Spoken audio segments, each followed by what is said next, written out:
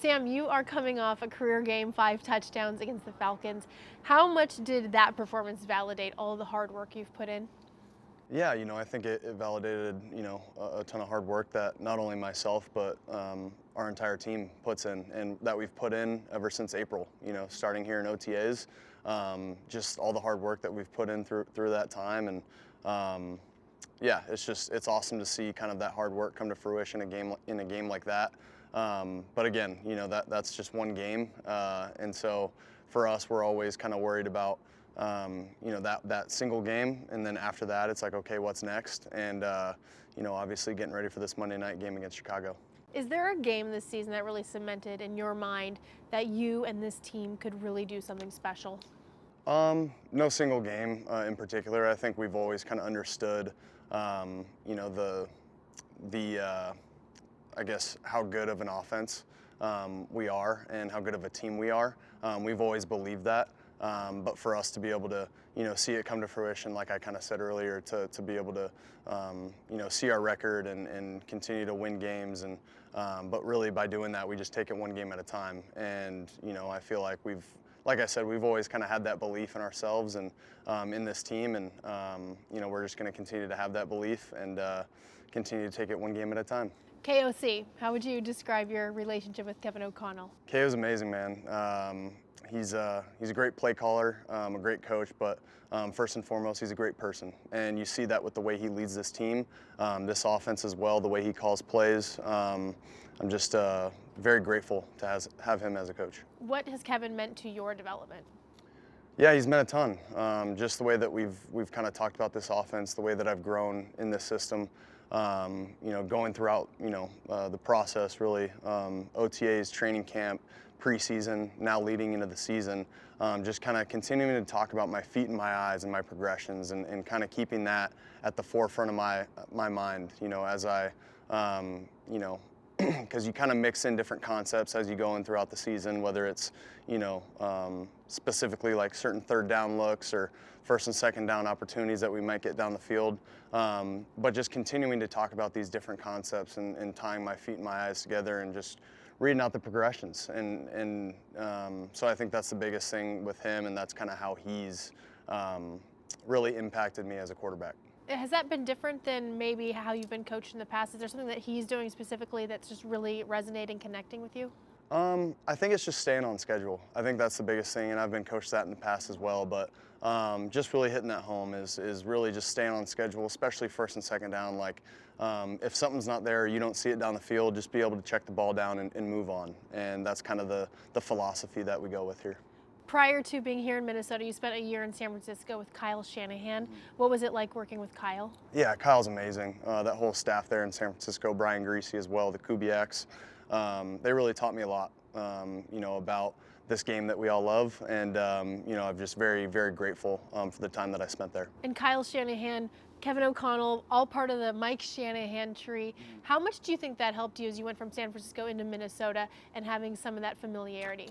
Yeah, it helped me a ton, to be able to have that familiarity with, that West Coast system, kind of that, Shanahan-like style, to just be able to, kind of link certain formations with each other, certain concepts are even named the same.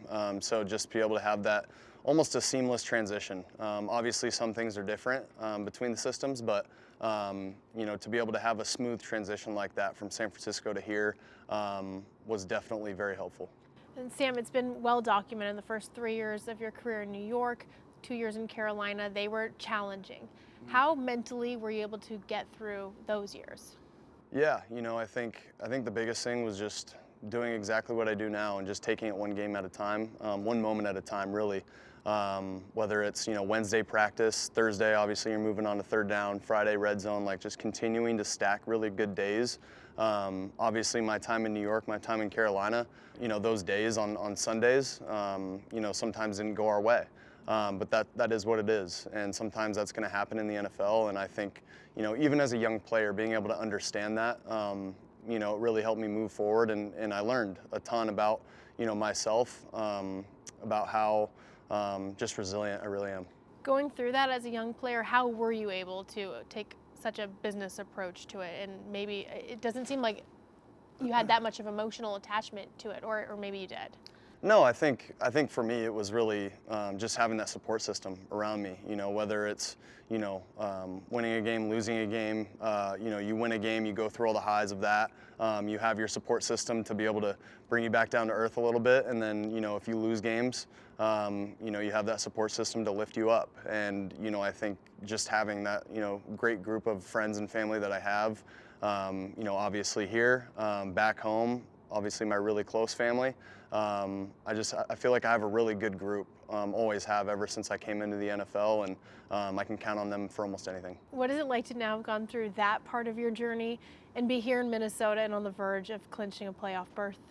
Yeah, I think it's special. I really haven't had, to be honest, I really haven't had a ton of time to think about it, think about my journey and where I'm at now, because we really are just taking it one game at a time, and I'm really trying to be stuck in the moment. But it's special, man. This team that I'm on, the teammates that I have in that locker room, the coaches that I have that are able to put together such great game plans for us every single week and put us in great positions. It's a special group to be a part of. You mentioned the group. Justin Jefferson is a very big part of this group. What has it been like working with Justin? Yeah, Jets is he's unbelievable, man. Just the way he's able to go out every single Sunday and turn it on, and play with such a great confidence and swagger that you don't see a lot of people play with. And that confidence is very contagious within the group, and it's just special to play with him. And obviously you got Jets, but you have JA as well. You got a lot of other guys in that receiver room, tight ends, running backs. Our O-line's been doing a great job. So whenever people bring up Justin, I feel like I got to bring the whole group along. I had a question planned for that because I knew you were going to do that. Let me just go back to Justin really quick. Okay. We'll get to those other guys, I promise. But with Justin, how were you guys able to develop the chemistry that you have so quickly? Yeah, I think it really was that time that we spent, obviously a couple days in mandatory minicamp when he showed up after signing that contract, and then the time we spent in training camp together, just being able to, put time on task of getting all those timing routes down and routes on air even after practice, whether it's him spotting up some routes or just kind of talking about the routes and what we kind of feel timing wise. It's that kind of dialogue and that you kind of share with one another that kind of allows you to play on the same page. How much fun have you been having with this group this year? Yeah, it's an unbelievable group. I mean, the amount of fun that we have every single time we step out there on the field, it's a special group to be a part of. It's truly hard to explain just how great that group is. Every time I coming in the morning, just to be able to be next to Johnny Munt and Aaron Jones in the locker room and say hi to those guys first thing in the morning. And, if I was by anyone else in the locker room, it would be the same thing. There's just it's just such a great group and a great culture that we've established here. And it's just a really fun group to be a part of as well. And just so grateful that I'm here. And I know you want to talk about all your teammates. So you have Jordan Addison, Jalen Naylor, TJ Hawkinson, there you go. Aaron Jones. We're going to get them all to name a few. To name a few. Those guys, what does that supporting cast mean to you? Yeah, they're special guys, man. And I continue to reference that in this interview. But, I mean, just the guys that we have in that locker room and the guys that we have on this offense to be able to play, because there's only so many, touches to go around, and some days one guy's going to go off, the other game, the other guy's going to go off. And so you just got to be very patient in this system. And, we feel like we have a very good group that is able to, stay patient and understand that their time's coming. And, that's the beauty of kind of the group that we have, the unselfishness that everyone has in that offensive room is very special. The game day atmosphere at your stadium is very unique. For you to go out there as the starting quarterback and you hear the Skol chant, you see the snowfall.